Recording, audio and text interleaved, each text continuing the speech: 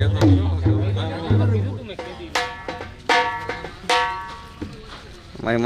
ખેતી નહીં કરી કહેવાય ને ભૂલાઈ ગયું હતી જુનાગઢમાં અદોર કરી ગયા ને તો ભાઈ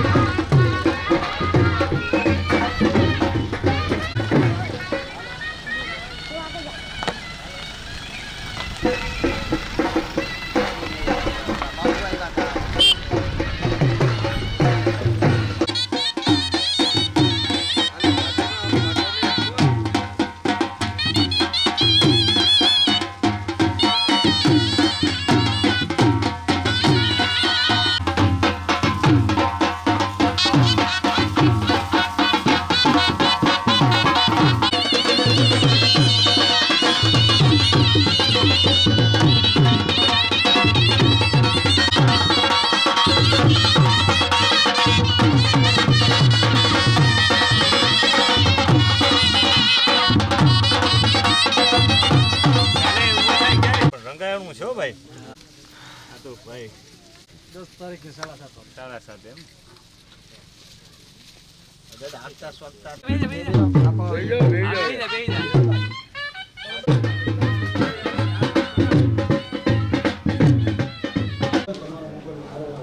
તમે ને તપાસ કરી લ્યો આ કોણ ગોતો પણ શૈલેષ પાંડે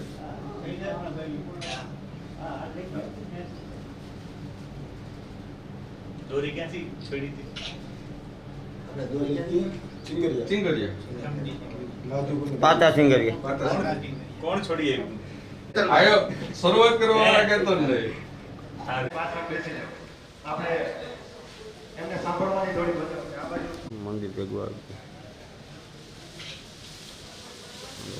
7:30 કલાકે મંડપની પૂર્ણાહુતિ છે આમ તો આખું ગામ બધા અહીંયા 3 તારીખે સાંજે 9:30 કલાકે નામી અનામી કલાકારોનો લોક ડાયરો ગઈકાલે સાંજે અમારા દિશાબેન આહિર ને એની આગળ બાબુભાઈ આહિર કચ્છથી આવા અલગ નામી અનામી કલાકારો અહીંયા ગામમાં આવે છે અને અહીંયા જે દોરી છે ત્યાં તો ધૂન અખંડ આમ ચાલુ છે અત્યારે બપોરના ટાઈમે જ બંધ રહી બાકી 4 વાગ્યાથી ચાલુ થઈ જાય છે સવાર સુધી ધૂન બોલાય છે દ્વારકાધીશ અહીંયા ધૂન બોલે છે અને દરરોજ સાંજે પ્રોગ્રામ હોય 4 કલાકે સામૈયા થાય છે સવારે અને સાંજે ગામની પ્રદક્ષિણા એમ કરે છે અને ધામધૂમથી તમામ 18 વરણ સાથે મળી સમસ્ત રહીત ગામ સાથે મળી ખભે ખભો મિલાવી અને બધી જ્ઞાતિઓ સાથે મળી અને ભગવાન રામદેવ પીર મહારાજ યજ્ઞ મંડપની ધામધૂમથી ઉજવણી કરે છે એક અનેરો ઉત્સાહ છે અમારા સ્વયંસેવકો પણ ખૂબ સારી સેવા બજાવે છે તે રાત્રે આરામ પણ નથી કરતા અને પકવાન બનાવવાનું હોય પ્રસાદ આપવાનો હોય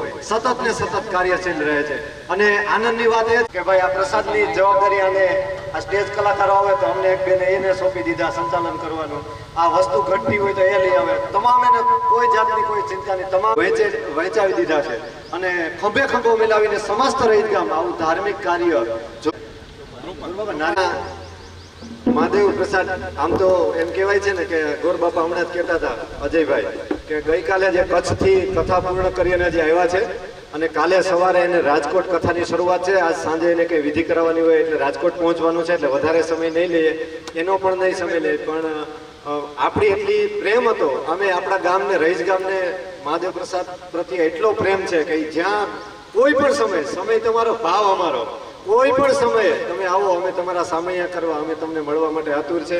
એટલે વધારે સમય નહીં લેતા અને અહીંયા સુધી લઈ આવવામાં જેનો ખાસ સહયોગ મળ્યો છે એવા આપણા જ ગામના આચાર્ય ડોક્ટર અજય કુમાર પંડ્યાને હું વિનંતી કરીશ કે ગોરબાપા આમાં એક હાર છે એ પહેરાવી અને તમે આ લોકોને ફોટોગ્રાફર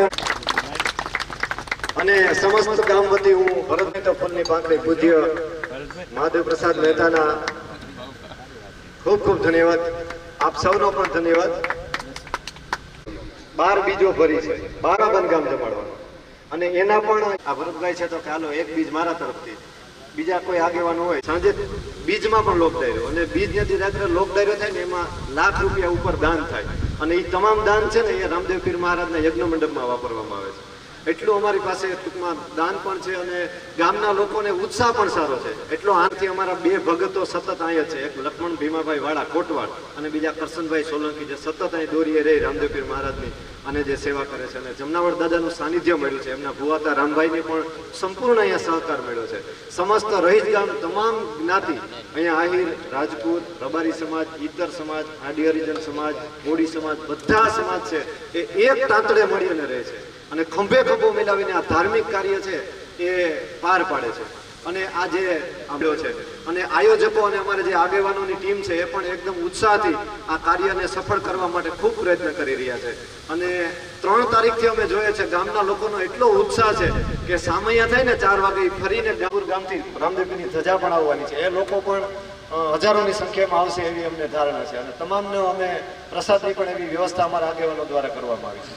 એટલે વધારે વાતો નહીં કરતા, ખાલી 2 શબ્દો તમે કહો, આશીર્વચન આપી અને તમને પણ ખૂબ મોડું થતું હોય છે કારણ કે બીજા દિવસે સવારે કથા ચાલુ થતી હોય. તમે અહીં આવી ગયા ને એ અમારા માટે મહત્વની વાત છે. એમ સમય જેવો પણ તમારી અહીં ઉપસ્થિતિ થઈ ને એ અમારા માટે ખૂબ જ મહત્વની વાત છે. અને એમના જો અમારા આ ગામની અંદર પગલાં પડે ને તમે એમાંય પણ સ્તંભ સુધી દર્શન કરવા જઈએ, ખરેખર અમારા માટે ખૂબ ધન્યની વાત છે. અમે જેટલો તમારો આભાર માનીએ ને એટલો ઓછો છે. એટલે અમને ખૂબ જ તમારા ઉપર લાગણી છે, ઉત્સાહ પણ છે અને આપને અમે ખૂબ આતુરતાથી અને ઉત્સાહથી વધાવીએ છીએ.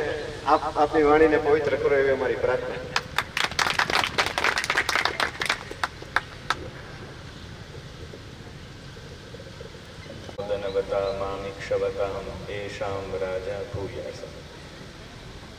સૌને જય શ્રી કૃષ્ણ. રહીજ ગામની ચર્ચા હમણાં થઈ પણ મને કહેવાની ઈચ્છા થાય કે ઘણા બધા વર્ષો પહેલા તમારા ગામમાં રાધાકૃષ્ણ જ અમે બેસાડ્યા, એટલે અમારે ફરજિયાત આવવું પડે. રહીજ ગામમાં રાધાકૃષ્ણ ભગવાનને બેસાડ્યા, રાધાકૃષ્ણ બેસી ગયા પછી અજય દાદાની પ્રગતિ થઈ. જ્યાં સુધી રાધાકૃષ્ણ નહોતા, રાધાકૃષ્ણની કૃપા એમને મળી અને સ્વાભાવિક એ જ્યારે પ્રતિષ્ઠા કરી ત્યારે ભરતભાઈ જ મુખ્ય યજમાન હતા, બરાબર ને? એમનો જ આગ્રહ હતો કે રાધાકૃષ્ણ અમારા ગામમાં બિરાજા. પૂજ્ય અજય દાદાને પ્રણામ, આપ સૌને પ્રણામ. ઘણા બધા વર્ષો પહેલા રામદેવજીના 12 કોરા પાઠમાં મારા પિતાજી ગયા હશે ક્યાંય. એમાં એને રામદેવજીની જ્યોતમાં એને રામદેવજીને જોયા એટલે એને ત્યાં સંકલ્પ કરી દીધો કે હું 12 કોરો પાઠ કરીશ. એટલે 12 કોરા પાઠ માટે 36 ગામની ગતગંગાને બોલાવી 3 દિવસ સુધી જમાડવાનો બહુ મોટો કાર્યક્રમ થાય. એટલે એ નહીં થાય ત્યાં સુધી હું દાઢી ને વાળ નહીં કપાવીશ. એટલે દાઢી મોટી કરીને હું કાશી ભણતો, વાળ લાંબા કર્યા. હું વેકેશનમાં આવ્યો તો પૂછ્યું, બાબુ ને દાઢી ને વાળ કે રામદેવજીનો પાઠ કરવાનો છે, 12 કોરો પાઠ કેવી રીતે હોય કેમ બધું પૂછ્યું. બધું જે આપણે રામદેવજીને કરીએ, હું કાશી ભણું છું, તમે રામદેવજીનો પાઠ કરો, તમે એકદમ શરમાવા જેવું ન થાય. બ્રાહ્મણો થોડા કંઈ આ ઓલું કંઈ કરે કે તારે એમાં ભણવું હોય તો ભણજે, બાકી કે હું તો કરવાનો છું. પછી મને એમ થયું કે હવે પિતાજીની ઈચ્છા પૂરી કરીએ આપણે. પછી એના માટે અમે અમારા ઘરમાં કંઈ એટલા બધા પૈસા નહોતા ત્યારે, જ્યારે મેં 12 કોરો પાઠ કર્યો. એટલે ઘરમાં જેટલા પૈસા હતા એક નાનકડી એવી મારી સુટકેસ હતી, ઓલા ભણવા જવાની ટકડી જેને કહેવાય, એમાં પૈસા પધરા, એમાં લીલું કપડું નાખ્યું, રામદેવજીની ઉપર બેસાડ્યા કે તું લાજ રાખજે. અને પછી એમાંથી પૈસા ખૂટ્યા નહીં અને અમે આખો કાર્યક્રમ પૂરો કર્યો. એમાં હું પછી અંદર દર્શન કરવા નહોતો જતો, એ કે એમાં પૂરું બનાવવા પડે એવું બધું હતું. એટલે પછી મેં કીધું મારે કરવા નથી જવા. તમે માનશો નહીં, હું આ મંડપની સાક્ષી કહું, મને એ અમારા ગામના મેદાનમાં મેં રામદેવજીને લીલા ઘોડા ઉપર જોયા. મને ખબર પડી ગઈ કે કૃષ્ણ અને રામદેવમાં કોઈ ફરક જ નથી. આ એ જ કનૈયો દ્વારકાધીશ રામદેવજી બનીને આવ્યા. અને રામદેવજીનો પાઠ જ્યાં મંડાય, રામદેવજીનો જ્યાં મંડપ થાય, ત્યાં લક્ષ્મીની એક ટકો પણ ઘટ ન પડે. આ સુધીના કોઈ કાર્યક્રમ. એટલે તમારા ગામમાં દ્વારકાધીશ રામદેવજીના રૂપમાં તમે છેલ્લા 15 દિવસથી આ તમે કાર્યક્રમ બતાવો છો. તમારા ગામમાં ધુબકા મારવા માટે દ્વારકાધીશ આવ્યો છે રામદેવજી બનીને. રામ શ્યામ અને રામદેવ એમાં કોઈ ફરક જ નથી. રામદેવજીનો આ અવતારનું મેં રામદેવ રામાયણ કરી છે આખી વેરાવળ ખારવા સમાજમાં. રામદેવજી ઉપરની આખી કથા કરી છે. એમાં જે લોકોએ રામદેવજી ઉપર PhD કર્યા એ બધા મને નિબંધો મગાવ્યા, જેને કર્યા. એનું સંશોધન કરીને રામદેવજી અવતારી પુરુષ છે ને એ દ્વારકાધીશનો જ અવતાર છે, મેં ત્યાં સિદ્ધ કર્યું કથાના માધ્યમથી. એની વિશેષ ચર્ચા નહીં કરું, પણ આપ સૌ લોકોને એક વાત કહીશ. સ્મરતુ ક્રામી દેવ છે એ 3 દેવતા છે. સ્મરતુ કામી, જેનું સ્મરણ કરો ને હાજર થઈ જાય, એવા 3 દેવતા છે. એમાં એક છે ગણેશજી. શ્રી ગણેશાય નમઃ બોલો એટલે ગણેશજી હાજર થઈ જાય. એ સમય તમારે વિઘ્ન શ્રી ગણેશાય નમઃ બોલીને જાવ એટલે વિઘ્નો બધા હટી જાય. બીજા સ્મરતુકામી દેવ હોય તો દત્તાત્રેયજી. દત્તાત્રેયજીનું સ્મરણ કરો, દામ દત્તાત્રેયાય નમઃ બોલો એટલે દત્તાત્રેયજી હાજર થઈ જાય. આ ગિરનારમાં હજારો લોકોને દત્તાત્રેયના દર્શન થયા, હજારો. કેવી રીતે, કેમ, કેવા રૂપમાં, એ અલગ. ગિરનાર એટલું તો પ્રસિદ્ધ છે. હમણાં એક બહુ મોટા રેકી દ્વારા હિલિંગ આપનારા એક વ્યક્તિ ગિરનારમાં આવ્યા છે. માટે ગિરનારમાં આવું છું. એ દત્તાત્રેયજીનું. ત્રીજા સ્મરતુકામી દેવ રામદેવજી. તમે રામદેવજીનું સ્મરણ કરો ને આંખો બંધ કરો એટલે ઘોડાના તમને બોલા ડાબલા સંભળાતા હોય એવો અવાજ આવવા માંડે. ઘોડા ઉપર તરતા રામદેવજી આવી જાય. તમારા ગામમાં ભગવાન રીજો છે તમારી ઉપર, રહિતના રામદેવ. સમજ્યા? તમારા ગામમાં એ રામદેવજી પધાર્યા છે. અને મને એવું થયું કે ઘણા દિવસથી મને અજયભાઈ ગમે ત્યારે સમય મળે ત્યારે હું વચ્ચે ગેપ ન મળી શકું, પણ અત્યારે એમ છે કે ધમિકાર તડકે આવ્યા. તમે સવારમાં ભજન કરો, તમે સાંજે ભજન કરો, બપોરે શું કરો? એટલે મેં કીધું બપોરે હું કંઈક કરી જાઉં. ખાલું રહેવું જ નથી, ખાલું રહેવું. એટલે ખાલું પૂરવા માટે ધમિકાર તડકે 2 વાગે હું આવ્યો. એટલે કદાચ મને નહીં કંઈક ખાલું રામદેવજી નહીં ગમતું હોય, વચ્ચે પણ કંઈક થઈ જાય. એટલે નાનકડો એવો સત્સંગ, વાતો બધી થાય. એટલે રામદેવજી છે, રામદેવજીએ એના જીવનમાં કેટલા લોકોને, મરેલા લોકોને જીવિત કર્યા. એટલે પછી એને પડદે થઈ જવું પડ્યું કે લોકો, આખા લોકોમાં બધામાં જાણકારી થઈ ગઈ. અરે જે મોલાના હોય એની પરીક્ષા કરવા આવ્યા એ લોકોને પણ એનું પીરત્વ બતાવ્યું. ત્યારે એને રામદેવજીને રામદેવ પીર તરીકે સંબોધી લીધા, એના વાસણો મગાવી લીધા, એ ટોટલી વ્યવસ્થા કરીને. એક વાત મને બહુ ગમે, રામદેવજીની ઓલા મોલાના એવા બધા કે આ પીર હિન્દુમાં પીર થઈ જાય ને, બધાની પરીક્ષા કરવા માટે આવ્યા. તો રામદેવ પીરજી હતા તો કે રામદેવ પીર કહેલાતા એ કે હું કેમ? તો પછી ચાલતા છે કે હાલો તમારે અહીંયા અમારું સ્વાગત કરીએ. તમે જેમ સ્વાગત કર્યું એમ એને સ્વાગત કર્યું. પણ તડકો હતો આવો બહુ ધમિકાર તડકો, એમાં એને આમ પોતાની ચાદર હતી ને ઊંચી રાખી, નીચે હાલવા માંડ્યા કે અમને છાંયો છે, તને હું? રામદેવજીને ખબર પડી કે આ લોકો પરીક્ષા જ કરવા માંગે. એ આમ મફલર રાખતા, મફલર ગળામાંથી ઉતારીને ફેંકવું એટલે સૂર્યને વીંટળાઈ ગયું. ત્યારે બધાને છાંયો થયો. રામદેવજી કે તમે તમારા માટે જીવો છો, આખા જગત માટે જીવો છો. આખા બધા છાંયો થયું. તો એ કે અમે અમારા વાસણમાં જમીને લાંબી ચર્ચા છે, પણ એટલું કહી કે રામદેવજી 18 વરણનો કોઈ દેવ હોય તો એ દેવનું નામ છે રામદેવજી. બધા જ એને ભજી શકે.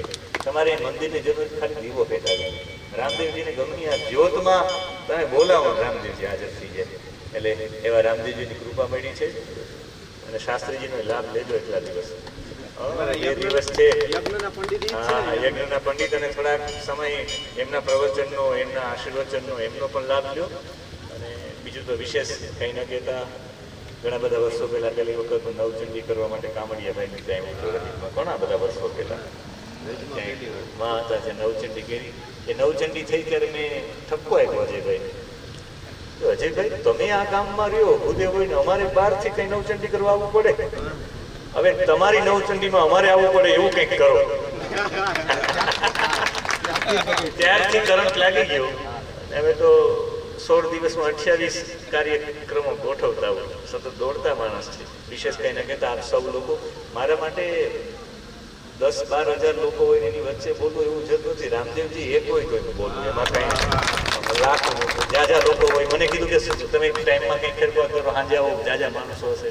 કીધું માણસોની જરૂરિયાત નથી. રામદેવજીના દર્શન થઈ જાય, રહીતના રામદેવજીના બસ મંડપના દર્શન થઈ જાય, દોરીના દર્શન થઈ જાય, અને એકાદા કોઈ વિરલા જીવ હોય એવા ભગતના દર્શન થઈ જાય એટલે બધું આવી ગયું.